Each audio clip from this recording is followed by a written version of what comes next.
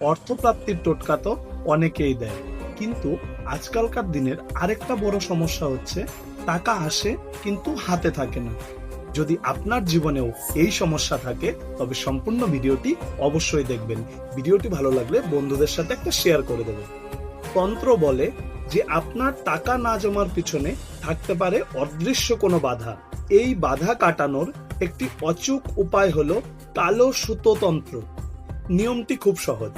শনিবার রাতে একটি কালো সুতো নিয়ে সেটিকে নিজের ডান হাতের কবজিতে 3 বার ঘুরিয়ে ঘুরিয়ে বাঁধবেন।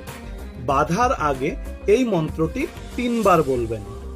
ওং নম ভদ্রকাল্যই সর্ববাধা বিনাশিন্যই নম। এরপর সুতোটিকে 7 দিন নিজের হাতে রাখুন।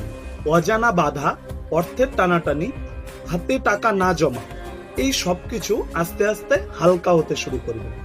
আর কমেন্টে অবশ্যই কালো সুতো দিয়ে বাঁধছি বাধা এটা কমেন্ট করে যাবেন।